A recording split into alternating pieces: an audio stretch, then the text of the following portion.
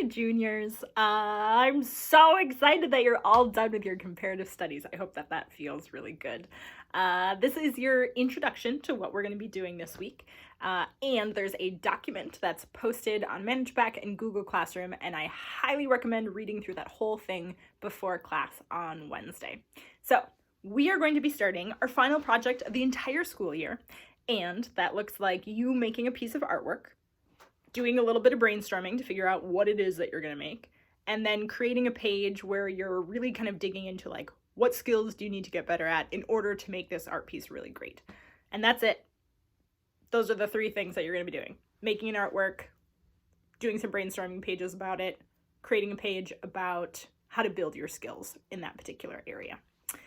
And this week, this Friday, you have due those first 2 pages. You're going to turn them in as Google Screens to me. You're just going to share them. And in that document, it's kind of outlined how to title it and how to share it. Brainstorming page should really just be, think like sketching, think maybe you like making bullet points or mind maps, but thinking about like, what are the possibilities for the artwork that you want to make? And you really want to make something that feeds your soul. At this point, it's entirely up to you what you make, which can be a little bit overwhelming, but in some ways it's like, now is the opportunity to make the thing that you've always wanted to make. There are a lot of really great resources out there if you're feeling like you're not sure what direction to go in, you want a little bit of inspiration. I am here to help you. So I have a lot of things in my sleeves, ideas. And so let me know if you need help finding anything. Sometimes we get really stuck because we're like, but I want to make a painting, but I don't have any paint. And so we can kind of talk about what are some ways to be really creative and to be flexible with the things that you want to do. So brainstorming page, just thinking about like, what are all the ideas about art that you want to make? Yes, your art has to be about something. That doesn't mean that your artwork has to be like, this is me exploring my childhood fears through puppetry. Things like exploring natural beauty, that's totally valid, right? Especially if you think about all those comparative studies that you've seen and that idea that like aesthetics are a sort of function in the world. So it's sometimes if you have an idea, usually you just have to work on how to articulate that idea. But most things are really valid. And so don't get too hung up on the like, I need to have this really big picture idea in order to make my work. So you're going to have a brainstorming page that's due this Friday. You also have your skills and techniques page, which is due this Friday as well. And so that's when you've like decided what you're going to do. You've done some sketching about it.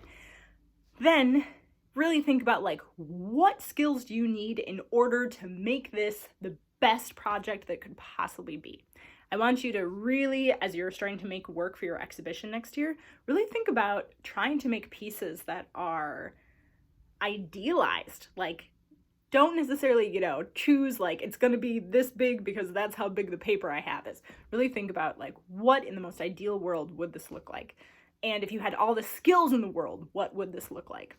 And then seek out trying to find those skills. So I always say, for example, if you're doing like a portrait of somebody, you want to practice portraiture before you kind of jump in. And there are, again, so many resources out there that I'm really happy to help you find. But those skill building pages, we did them earlier in the school year. Those should really look like, if I'm doing portraiture, for example, and I know that I struggle with drawing noses, maybe it's going to be a page of me drawing noses to get better at that. Or if I'm doing land art, right? Maybe I'm going to watch a YouTube video on Andy Goldsworthy making things out of icicles, and I'm going to take notes on it so that I can get better. Not that there's icicles outside right now, but you know what I mean. So taking notes on YouTube videos is a really great way to get those kind of like technical ideas down. Actually practicing different techniques. For example, if I'm using watercolor, I should probably have a page in my book that's me practicing watercolor techniques. And maybe the other thing I'll say about that is just that sometimes students are like, I practiced what I already know, and now I'm done. But you really want to try to find resources, find other people who are experts, find other people that are working in ways that you really admire, and try to practice those techniques too. Even actually recreating other people's artwork is an incredible way to build skills. our culture has like a weird thing about copying and saying that it's bad, but it's not. It's a really, really good way to learn how to make art in a style that you want to be working in. Just don't pass it off as your own. That's bad. Okay, so you've got those two things that are due at the end of this week, which means that you've got to kind of decide what you're going to do and decide soon.